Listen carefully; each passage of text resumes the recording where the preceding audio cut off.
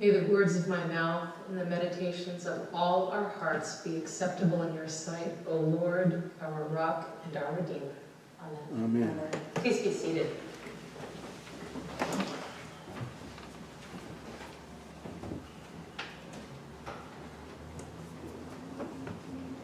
I made your name known to them, and I will make it known, so that the love with which you have loved me may be in them, and I in them.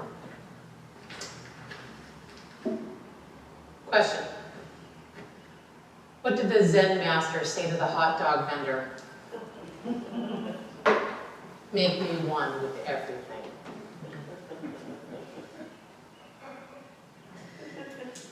It's a slow burn, that one.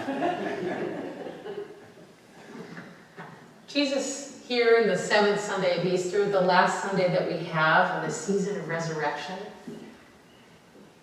is praying for his disciples in what's called the farewell discourse. This is the bit of text that comes at the end of the Passover meal, before the Garden of Gethsemane. This is this long piece of text where Jesus does a lot of teaching.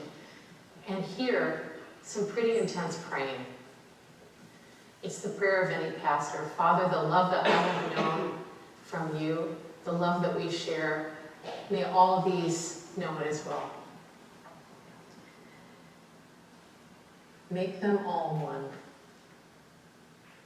It's not a very easy task, is it? Paul and Silas don't have a very good time with that make them all one business. We remember last week that they were going up to Macedonia, to a whole other continent, as far away from home as they had ever been. And while they're doing their thing in Philippi, preaching, teaching, healing, they pick up an internet troll. I mean, a girl with the gift of divination who follows them around and says really helpful things like, "These men are slaves of the Most High God who proclaim to you a way of salvation." I can almost see her little avatar next to her Twitter account. It's irritating, and Paul, who is human, gets completely annoyed by this, and he turns around and he files a complaint with Facebook and says, inappropriate content, and she gets removed. This is a problem, of course, for her exploitative owners, because this is a big resource for them, a big earner for them. And so they did what a lot of people in positions of power do when some source of earning is taken away. They claim that there's been a violation of their religious rights and have Paul and Silas arrested on religious grounds. Oh my gosh, that they took away, that they asked this person to be removed from their presence in the form of a demon, meant that they ended up getting beaten seriously and thrown into jail. What to do? What's interesting to me about this moment is that Paul and Silas don't sit there and complain. We don't read that Paul and Silas are like, whoa, we never should have come to Macedonia. We are in the wrong place.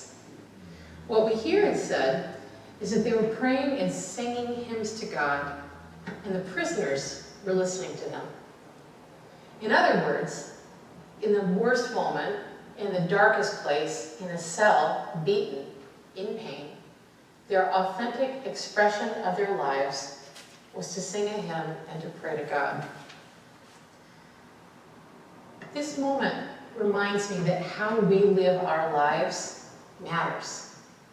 Not just when things are going great, but when things are going the opposite of great. And not because they're watching us, so we need to look like we're good Christians or like we're doing the right thing, but because our authentic faith matters. The faith that we have, the lives that we live, the choices that we make in the darkest moments matter. What sustains you when everything is going south? Well, so in this case, there's a wonderful event in the form of an earthquake, or a terrible event depending on where you are. But the chains are freed, and what they could have done is been like, great, peace out, we're going to go. We've been liberated, and so we're going to make that liberation for us. But then they see this jailer. And they know that if They escape. The jailer is the one whose rear end is going to be on the line. That's why he takes such a dramatic measure with his sword. He drew his sword and was about to kill himself, since he supposed that the prisoners had escaped. But Paul, who believes in a liberating and life-giving God, turned around and said, "This isn't just for me. Come with us. Do not harm yourself, for we are all here." We're not in the business of leaving folks behind. The jailer called for the lights. They rushed in. This is a big moment. And he said, "What do I have to do to be saved?" I wonder if the jailer was thinking about like the big picture saved, or just like in this moment saved. But sometimes they feel sort of like the same thing. And they answered, "Believe on the Lord Jesus and you will be saved and your household." And I take this opportunity to remember that the word believe means love. Love the Lord Jesus and you will be saved. And then the text very helpfully says, they spoke the word of the Lord to him and to all those who were in the house. You know, just one time, I would be really grateful for all of these biblical writers to have said which word of the Lord it was, to have written down rather explicitly what they said. When there's places in Matthew, for example, where it says, "And Jesus taught his disciples," and they had really interesting discussions together. I want to know what those discussions were, but we don't know which word they spoke. So I'm going to go with the word that I think Jesus usually spoke, which is the word that we have above the door in the entrance to our church. Love the Lord your God with all your heart, all your soul, and all your mind, and all your strength. Love your neighbor as yourself. Love the Lord Jesus. Love your neighbor as yourself. I think it's really interesting that of all the people Paul and Silas encounter in this story, the girl, the owners, the people in the marketplace, those who flogged them, the other prisoners, it was the jailer who was most moved, who was most touched by who they were. And maybe that's because someone who they perceived as an enemy, they would not leave behind. So often, it seems to me that those in positions of the greatest authority are the ones who are the hardest to reach. They often use religion as a cover for economic or power gain or political gain. I think that it requires enormous spiritual humility to be able to say, "I'm going to go back for this guy." That they all may be one. That's what it requires. Sometimes when I'm feeling strong, I've had a good night of sleep, had a protein snack, feeling generally good about myself, I'll open up the Religious News Service website and see what's happening in the world of religion that day. Because so often, it's not great. I opened it up this weekend and I was reminded that the Lambeth Conference, our own conference of bishops from across the Anglican Communion, which was delayed for 2 years, over negotiations about who got to be invited and who didn't get to be invited. Did bishops who were gay and partnered get to sit at the same table with bishops who think that being homosexual is a sin against God? There's an attempted compromise.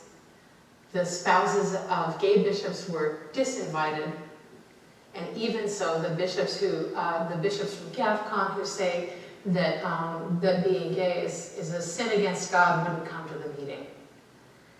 Not a great day for Christianity. Reminded that the United Methodist Church General Council is on the verge of separation themselves over the same issue. That certain inheritors of an evangelical legacy have been out beating the bushes to remind us of who is included in the world of God's love and who is excluded on the basis of their birth. I gotta tell you, it's a difficult way to start Pride Month. And it makes me so sad. Because Jesus is out there at the edge of death, at the moment just before his arrest. And he says, "God, Make them all one. Make them all one. There's no asterisk in the word one. Make them all one except for these guys here. Make them all one after they take a test so we determine like what their politics are or what their economic situation is or what they believe or which books they've read. Make them all one. Come to the same table.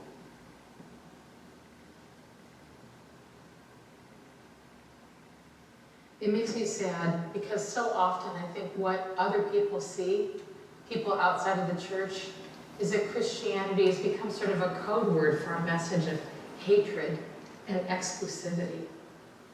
That some people are innately unacceptable to God. And that makes me saddest of all. Are we being the people who go back and hold out the hand that at the moment of our liberation, where no one is left behind? Are we those people? I hope so.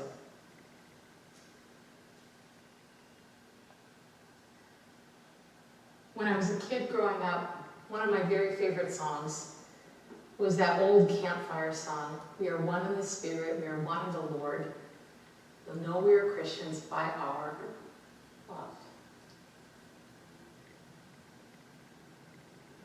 In Jesus, we have been given the gifts and tools of forgiveness from God, unearned, undeserved, and yet known, felt, experienced. But we are never given gifts just to keep them for ourselves. We are never freed so that we can be free just for ourselves. We are freed to share that freedom with others. Our presiding bishop, Michael Curry, has a saying, if it ain't about love, it ain't about God. Because in Michael Curry's words, ours is a loving, liberating, life-giving God. What we do matters. What we do matters. And not as a righteous display of faith, not as a performance of belief, but because we have been liberated ourselves. We have been freed. And our work is not then to go on and say, great, I've got this for myself. But it's to turn back and say, we're all here together. Take my hand. What I have is for you. Loving, liberating, life-giving. Those are the tools that make that they all may be one possible. Make me one with everything. I think it's not so much a joke as my most sincere prayer. May it be true for me